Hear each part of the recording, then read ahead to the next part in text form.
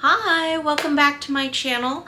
It's a place where we try to talk about some books around here, and that is the goal for today. Although I think I'll probably end up talking about something else too, but it's like book adjacent, so that counts, right? I feel like it does. And I mean, it's my channel, so whatever. I can do it if I want to. Anyway, thanks so much for coming in today. I hope you're having a good day, a good week. It's been pretty good here. I'm just, the weather has been a lot better. I hate to keep going back to the weather, but this is, if you could not tell by the title of this video has a little something to do with the weather.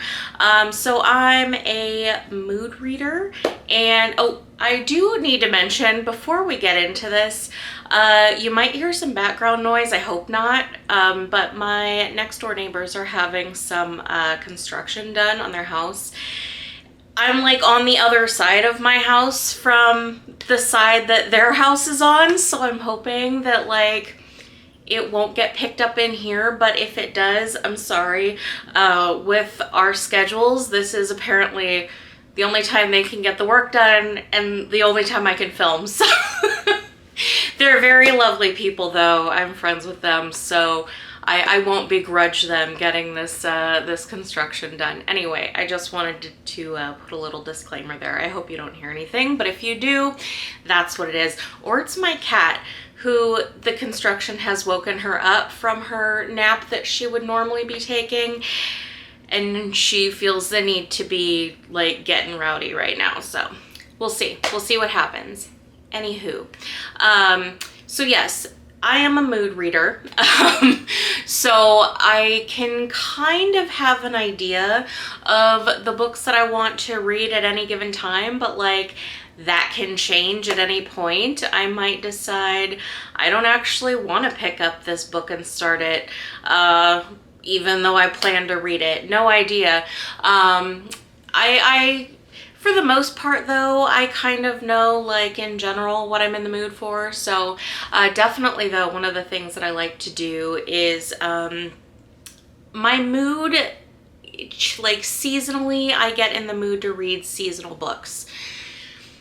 That's just what I do. Like in the winter, I love to read like scary things that like, because I'm usually bundled up in a blanket because it's cold around here, and so I'm like bundled up on the couch, bundled up, oh my goodness, I'm bundled up on the couch, you know, wrapped up and just reading some kind of like mystery or scary book or something, and then I kind of gravitate towards more lighthearted things as the weather gets nice. So I was looking at spring is coming up pretty quickly, which I'm pretty excited about.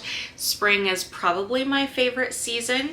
I just love like everything feels so fresh after just a long like dreary winter. Even though our winters here, they're not like super harsh, but it's I mean it does get cold, and like everything outside is like dead and dormant, you know, for probably 5 solid months. And so I just really love spring, like the renewal of it all, and the air even smells different, and I can sometimes go outside and not have to wear a coat. It's quite nice. So I was looking at some books that I want to read for spring, and I've come up with a little list. I think is pretty doable, and a couple of them are going to tie into some other reading project type things. I don't want to call them challenges. To me, I don't know, that I feel like we gamify so much of our tasks at this point. I don't know, that just feels like I don't know, gamifying this thing, reading. Like I read for fun. If I have to read something, like there's a good chance I'm not going to want to read it just because I have to. So it's more just like lighthearted little reading projects that, I don't know, the mental games we play with ourselves. If I say reading project, to me that somehow feels better than reading challenge. So yes, I'm sure that's my own issues. So the first book that I have chosen for my spring reading project is Song of Silver, Flame Like Night. I am pretty excited to read this one. I chose this because from everything that I've heard about this book, the writing is gonna be really beautiful, and I just felt like that would be a good thing to start my favorite season with, you know, like everything in spring, nature comes back, flowers come back, the trees come back, the birds come back, like everything just feels more beautiful in spring. And I hope that maybe I will be able to read some beautiful writing to get me in the mood for my favorite season. It would not be a booktube video, which I know I already mentioned this, but I'm finally gonna get down to it. If I didn't mention Legends and Lattes, this one, I am so excited to read it. I cracked it open and read like the first chapter a couple of weeks ago, and honestly at that point I realized no, it's still too cold out. This is gonna be like the perfect book for spring. I love the writing though. I love already the world that I'm seeing being built. I'm a person, I really love RPGs. I know, like when I was a teen, I played a lot of D&D, and I've always loved like RPGs are my favorite video game style to play.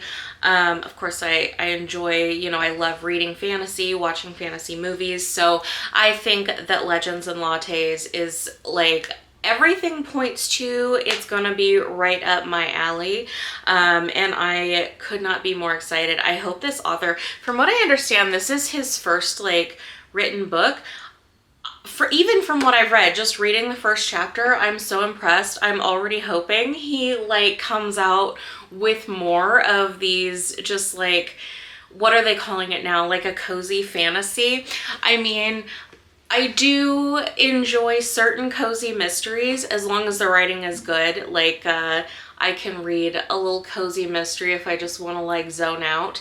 But this, I mean, honestly, I would say this writing in here is leagues better than most cozy mystery writing. Not to talk smack on cozy mystery writing, but like, it's the kind of writing where like I can read it before bed and it's not gonna keep my brain active enough to like keep me awake. And I don't mean that as an insult. Like, I love to read things. I can get more into that in another video, like the things that I read before bed. But before I go to sleep, like you know, I lay in bed and I have my Kindle because it's got lights. I have a Kindle Oasis, so it's got the backlight, and I hate reading like a physical book when I'm in bed.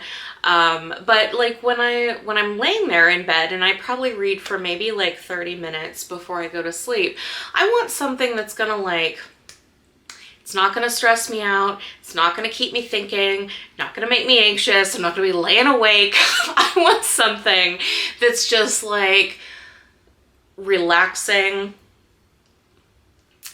lighthearted, something that's gonna like make me feel like happy, good before I go to sleep. And that is what the writing in cozy mysteries will do. So no offense at all to like cozy mystery type books. Those tend to be one of the types of books that I gravitate to before I go to sleep. But this is not a video about books that I read before I sleep. So maybe I'll do one of those, but it's not this video. Right now we're talking about books that I'm going to read in the spring. Another one, and I'm going to count this as a book, is going to be Lore Olympus. I love how colorful it is. Again, it reminds me of just the freshness, the renewal of spring, everything coming back. So I thought this would be a good time to start on Lore Olympus. And plus I know that there's like, I keep seeing these on sale, and I'm like, okay, I don't want to buy the additional volumes if I don't love it. So honestly, I want to get through this just to see if I love it and make sure that I want to invest the money in the other volumes before I actually go and do that. I think I will though. Like I know I've mentioned I love mythology, and particularly Greek mythology. And so I think that this is going to be like something that was made for me, to be honest. But this is definitely one that I'm going to add to my list. When I finish this, I will be updating that on my manga vlog that I'm doing separately from like my monthly reading wrap-ups. I'm just having like a manga and graphic novel vlog. So I will update my thoughts on this in one of those once I finish it. I expect to finish this one maybe in April. Probably in April I'll tackle this, because there's a couple of manga and graphic novels that I'm gonna do before this one. So probably April I will do this. The next book that I have that I will be reading, it feels very spring-like to me. Unfortunately, I do not have it in my possession yet, but I should have it very shortly. It's of course the Amélie Wilde's Encyclopedia of Fairies. This looks like another one that's gonna be like a cozy fantasy type, and even the cover alone, which you can see, I will put, you know what, I'll actually put both covers up here. I'll put the US one and the UK one. I think they're both beautiful, but like they're so spring-like.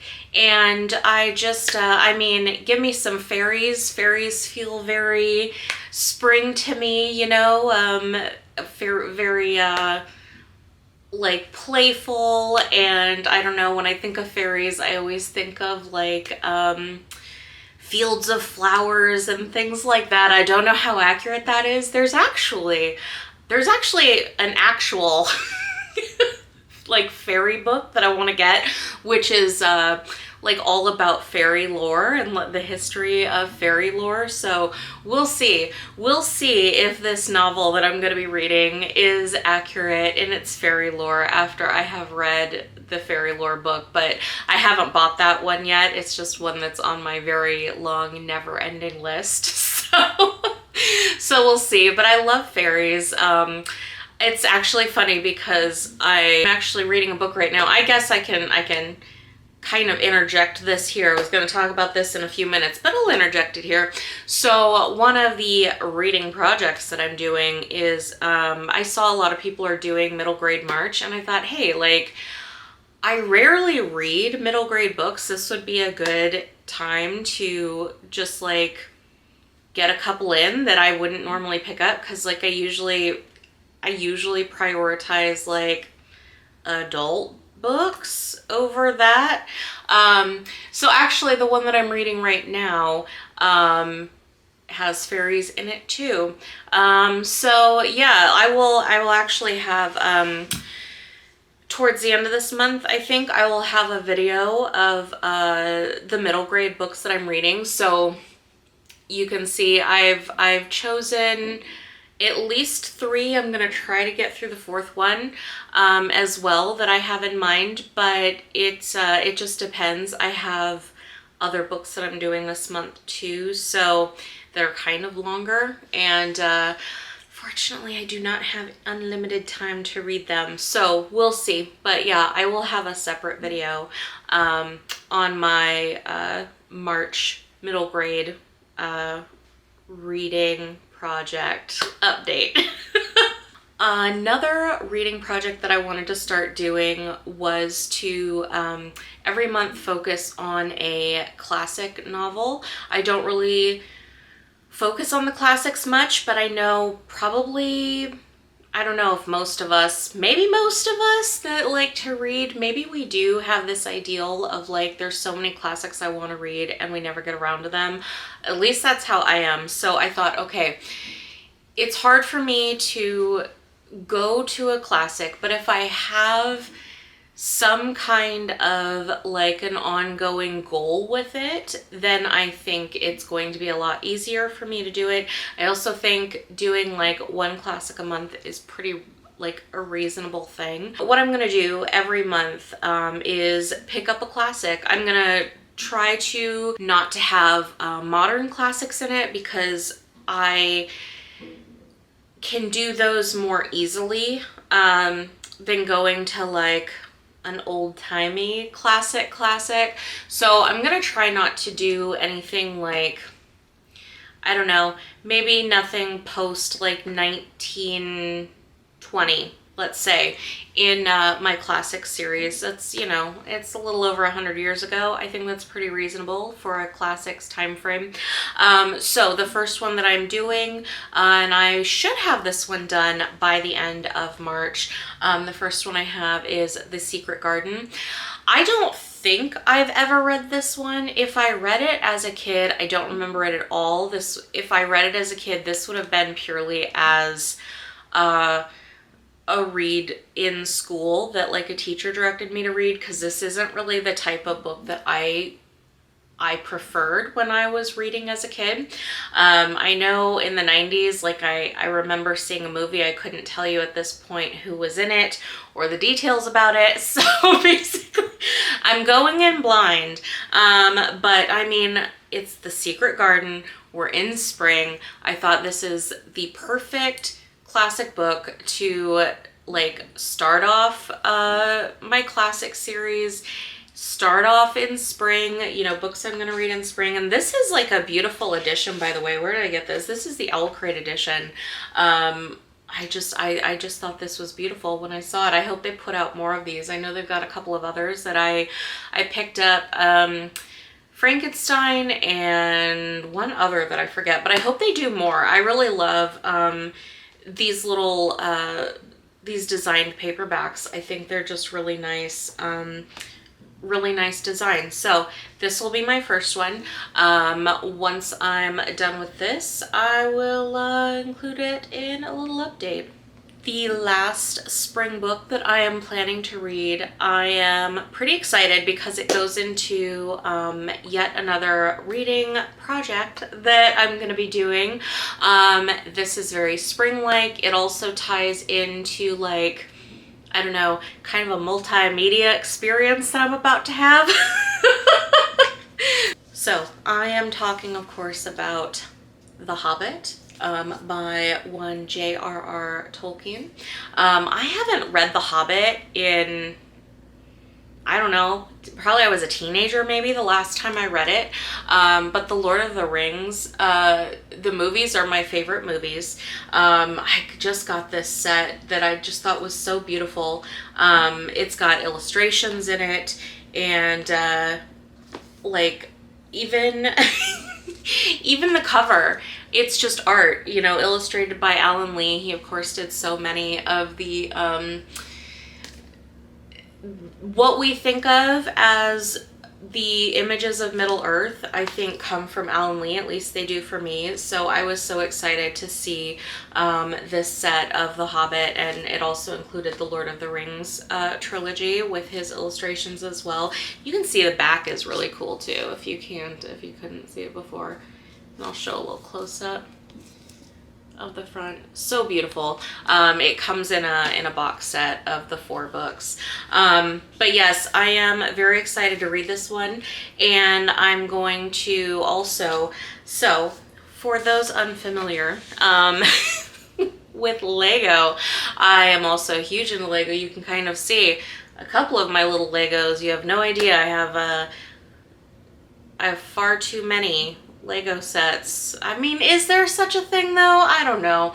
I've built Lego since I was a kid, and I went into what we refer to as the Dark Ages, where if you're like a kid and you love Lego, at some point you just like stop getting Lego, and then if you rediscover it as an adult.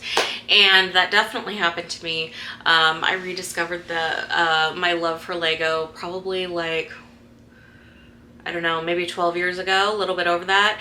And they did put out a bunch of Lord of the Rings sets then, like when the Hobbit movies were going on, but they didn't put out very many. Certainly, I mean, for as huge as the Lord of the Rings franchise was, They definitely, I mean, what did they put out? It was just a couple dozen sets, right? It wasn't hardly any, especially when you look at like how many Star Wars sets they put out, which is like an obscene amount. So we all thought we're never getting any more Lord of the Rings sets. It's done. Like the Tolkien estate was like, nope, no more licensing. Like I know they're pretty protective with licensing out, you know, for the Lord of the Rings, like for different different companies to use. So everybody that's a fan just assumed we're never getting more Lord of the Rings Lego. Well, well, Lego decided no, we're getting more. So they've put out 3 sets of brick heads, and they just put out the beginning of March here, just a few days ago, they put out beautiful, absolutely beautiful set of Rivendell. I did order that. It should hopefully be on its way to me soon. So I feel like in April, I'm going to kind of have a Hobbit, Lord of the Rings, like full immersion month. I'm gonna read The Hobbit. I'm gonna build all of my Lord of the Rings Lego. Well, not all of them. Not the ones that they issued like 12 years ago, but like the new ones they've just issued this year. I'm gonna build my brickheads. I'm gonna build my Rivendell. I'm gonna build while I watch the trilogy. I'm just gonna really go all in and double down on my Lord of the Rings experience. And I mean, it's, you know, The Hobbit, it's a trek through nature, right? At the end of the day, like there's some adventure, but really that's what they're doing. The party is going through nature, and you're seeing like all of their little adventure. Well, I shouldn't call it a little adventure, but you're seeing their adventure as they go through nature. It's very spring-like. So I'm like really hyped to do that. This is all like come together at the perfect time, which I know I'm like I realize right now that I'm an adult woman that's getting very excited for The Hobbit and Lord of the Rings and Lego and all of that coming together. But you know what? Like, I don't even care. I don't even care. It's just who I am. And that's just how it's gonna be. So I do really hope though that they put out more Lord of the Rings sets. Oh my god, like just take all my money, Lego. Lego, you can have all of my money if you just give me more Lord of the Rings sets, okay? Like I don't even care what the sets are. Just make them and I'll buy them. And that's really all that you need to do. Oh, I did see, what are they going to be doing? Is there going to be a new Lord of the Rings series? Did I hear that correctly? Like, have we gotten to the point really where like they're going to be redoing these movies that are just like 20 years old? And like, sorry, not sorry. I have mixed feelings about The Hobbit movies, but like the Lord of the Rings movies were perfection as far as film adaptations go. Like Peter Jackson nailed it. I watch the trilogy at least once a year, and I'm surprised, frankly, that at this point they're issuing a remake, because I don't know. I try to keep, that's the thing. I try to keep an open mind. It's so hard though when it seems like companies aren't trying to improve things. They're just trying to cash in and, you know, exploit people's nostalgia. And it's the same way I feel about like the Disney live action remakes. I've seen almost all of them. The only one that I thought was good was the Aladdin one. I thought that was like unique enough, and I just thought it was a really fun version of Aladdin. But all of the other like live action remakes of Disney, I'm invariably like let down. So I don't know. That's what I mean. Is this a money grab? Like a Lord of the Rings money grab? Yes, I'm sure it is, because it's all like corporations, right? Of course, they're out to make money. I'm under no illusions here. But, oh God, this is something so dear to my heart. Those movies are... I just... Please don't exploit them. I try to remind myself, like, even if studios make new movies or new shows that are like remakes or reboots or whatever, it doesn't eliminate the old version. I did see an interesting conversation though online the other day talking about how it kind of like changes the conversation about how we view different franchises when we have so many different adaptations. Like, if the new one is not good, it can kind of taint the discussion and the cultural perception around the entire franchise, which I could see that happening. I don't know, it's hard to see something that has been so loved by so many people and they're already trying to redo it. Like, please just don't mess it up. Like, don't hurt me. Don't hurt my heart like that and mess it up. But we'll see. If it's good, then that's awesome. Then I have 2 really good movie series about the Lord of the Rings, and that's a good thing. That's what I hope for. Hopefully they will deliver on that. Because, I mean, you know, like, I know it's not a reboot, but... you know, HBO is doing House of the Dragon now, and honestly, I didn't have reservations about how... Okay, so I guess I need to clarify. So I really loved Game of Thrones, and the last season of Game of Thrones, I didn't hate it, and I didn't even think the story part of it was a problem. My problem was the pacing. The final season was just too rushed. It was like they hit fast forward, and like this, it needed to go at least another season beyond what we got in order to flesh out like the plot developments and the character developments that we were seeing. Like, it was kind of like reading a book and getting like 75% of the way through the story and then just like skipping to the last 3 pages and reading them. And it's like, well, I mean, I guess this makes sense, but like, how the hell did we get here? And that's how I felt about the last season of Game of Thrones. I wasn't disappointed in the plot points, except I won't give spoilers. I guess it's recent enough. Maybe some people haven't seen it who might still want to. There was one aspect involving who ended up on the throne that I was not down with. But everything else, I'm like, okay, I mean, this is fine. This is fine. Like, I get this. It was just too fast. Anyway, all of that to say, I was very disappointed in the showrunners for Game of Thrones, because like it was such like a cultural phenomenon of having this show and like so many people watching it, and it was so huge, and that it happened so rare.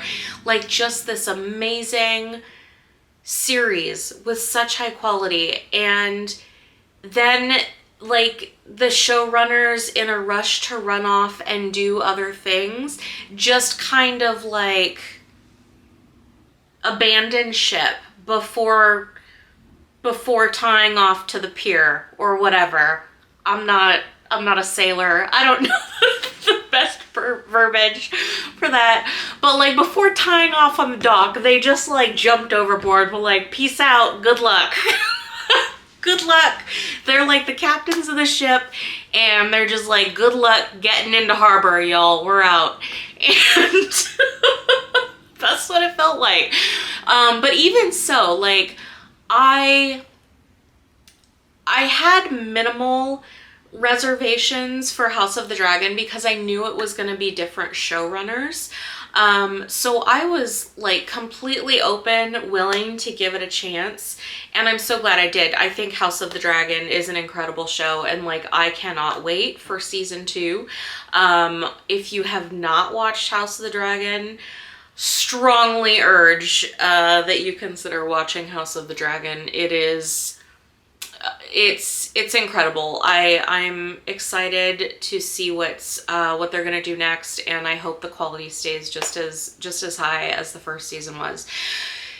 Anyway, my point being, to tie this back to the Lord of the Rings remake that I was at like 5 minutes ago when I started talking, I try to go into things with an open mind. I know a lot of people were all like, they were prepared to dislike House of the Dragon before it even came out. Like, even when we might have just had a little bit of a trailer, people were already prepared to dislike it.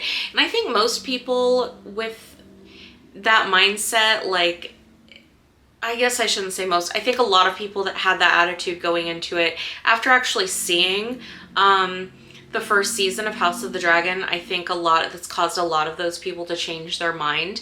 But I mean, I can't really blame people for going into it being skeptical and being prepared to see a franchise that they really loved be yet again exploited and tainted. And that's, unfortunately, that's kind of where I'm at right now with the Lord of the Rings remake. I've got some time. It looks like they're just in talks about it right now. I've got some time to emotionally and mentally prepare myself for this remake.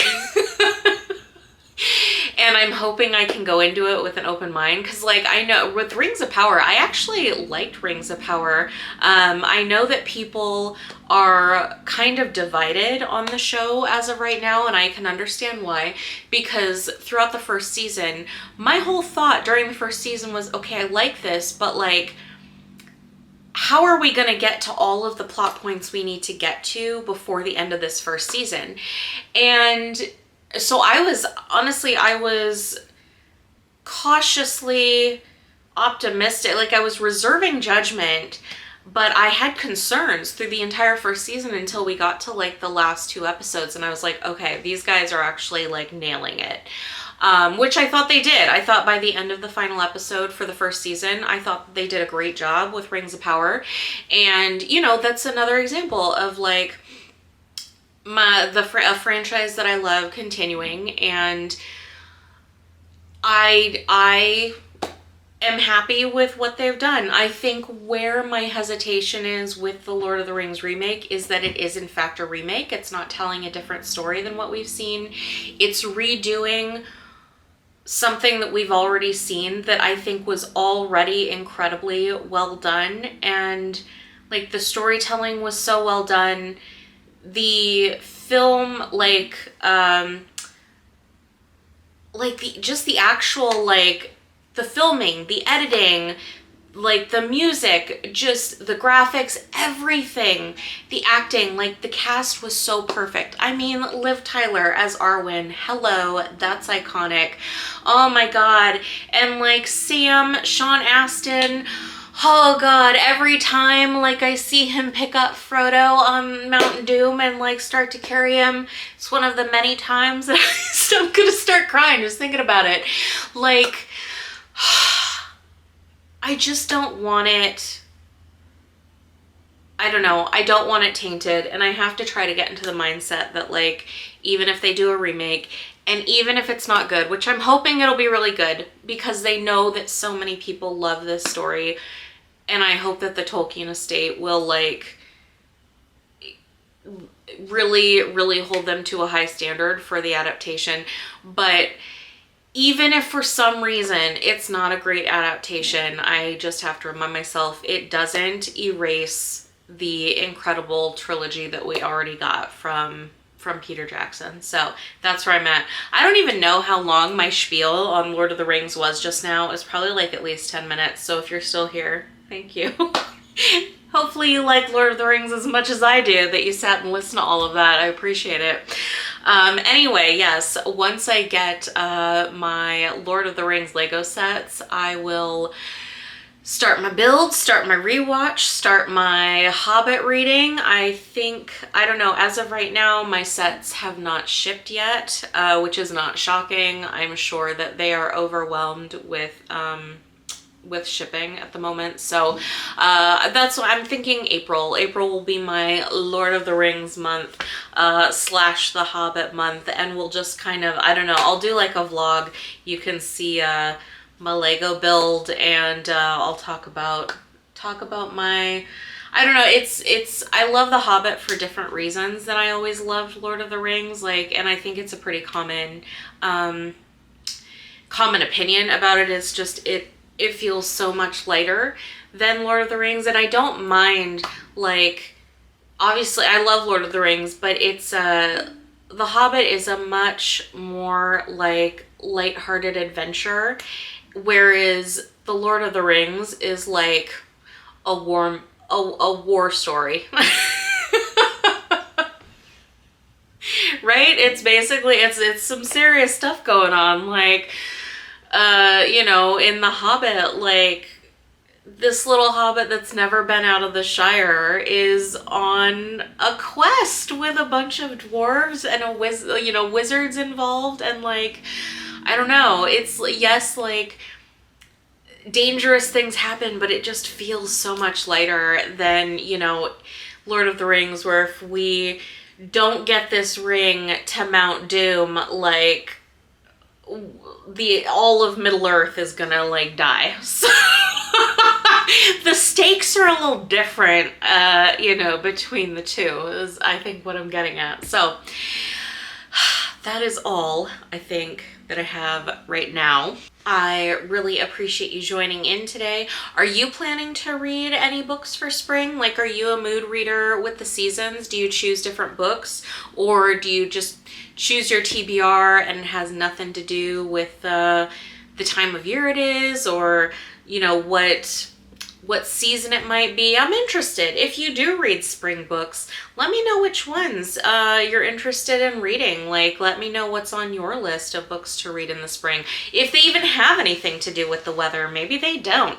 Maybe it's, I don't know, kind of like the YA, the Song of Silver, Flame Like Night one that I'm gonna do, and maybe it's just like the general feeling of the writing in the books that you're choosing for spring. Let me know. I'm always on the hunt for like really nice, I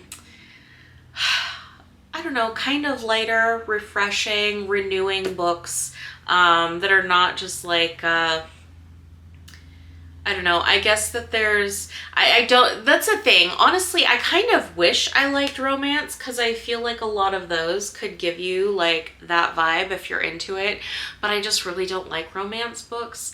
Or at least I haven't found one that I like so far.